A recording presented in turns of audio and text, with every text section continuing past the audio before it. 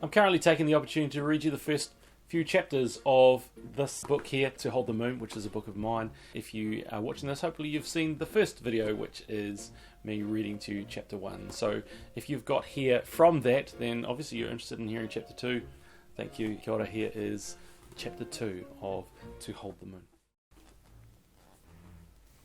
As the day grew late and the evening sun began to sink over the great city of Intromenos, the seat of Inari's throne, the Captan Praed gazed at the corner of the room, deep in thought. As he sat in the dimly lit room he was staying in for the time being, he held the rough piece of paper that he had been studying, and now thoughts revolved around his head. He had pictured the task he had been given, and then just how he might achieve it. He had thought of the names he had read, many of them he did not know, and how he might find them. Then he had thought of his new wife, and how he might see her. But his last thought had been centred on the state of this attempt on the undiscovered country. Praed had not been given charge of a healthy ship with a healthy captain and crew. Instead, he had been handed charge of an undertaking in total disarray. Only 2 weeks before this day, when all the captains, crews and craftsmen of this attempt at Mainon were assembled, with all of their equipment and their 2 magnificent ships that had been built especially to sustain a voyage across the Black Sea, all of these were gathered in one place to finish their training and planning for this most worthy task. The Levere, the enemy of all the things the Mediankore did, stormed through the border and attacked the Gildar where they were based. Many people died, and much of the equipment was destroyed. The 2 ships were damaged beyond simple repair, and the Mediankore attempt at reaching the undiscovered country was set back immensely.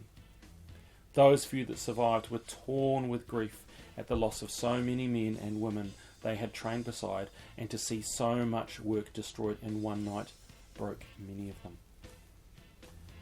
This was the charge that Praed was given. Did Inari hate him so much that not only should he give him an almost impossible task, but that he should give him only scraps to do it with? Praed's heart sank at this. The most crucial of his thoughts that night weighed into him with a gravity he did not enjoy. But Praed was a practical thinker. He could not stay disconsolate for long. He looked at the great task before him the only way one could, to approach it one step at a time. All was not lost. There was at least one experienced crew, no matter how piecemeal, within the fragments of those originally trained.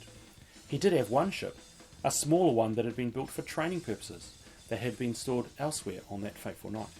Yes, the charge that lay before him was not impossible nor insurmountable. It was plainly difficult, and he had faced difficult before. Why, he had slain Tyloch, the Levere champion, when he was only a boy. Praed felt lighter, and sought to make good use of this good mood while he had it. With paper still held tightly in his hand, he leapt up and made for the door. He would see what inroads he could make into the task tonight. He left his quarters, heading down several corridors and out into the dusk. He wandered along the main streetways of Intromenos before spying a curious sight. Not far from Abulidos Garosai, the senate buildings of the province nation of Javan, a train of servants were following a foreign dignitary and his bodyguard. Not an unusual sight in Intromenos, but for 2 things. First, it was late, and second, the dignitary was obviously from the Bariaban, a nation long separated from Mediankore by the Levian country that divided them. It was perilously difficult to reach either country from each other, so to see a native from the west was astounding. The dignitary and bodyguard were shown inside the Abulidos, and the train of servants set to their task of delivering the luggage to the lodgings that would be prepared for the far-travelling guests.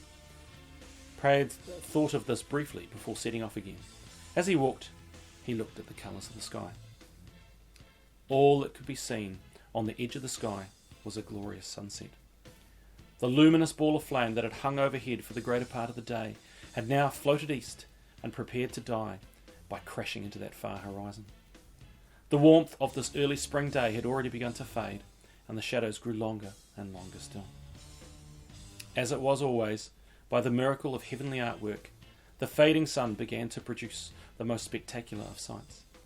High above the streaky rows of cloud, their opaque whites and soft greys interrupted, turned to brilliant reds and vibrant pinks, as if a vast crimson fire had begun to spread across the heavens. The deep blue sky began to darken in the west, while its eastern flank was pillaged of all its flavour and left an empty yellow. After scouring the sky before it should fade into black, the dying ball of flame exerted its final influence on the land and the city below. It dulled the bright colours and rose up an array of browns and oranges over the land, and the buildings in the city became tawny and grey.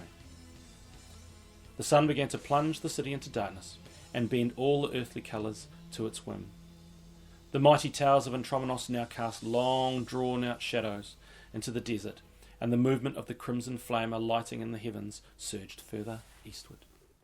It was me reading the second chapter of my book, To Hold the Moon. If you'd like to hear more, the third chapter, and the last one I'm reading is next, that's coming up. If you don't want to hear more, why are you here?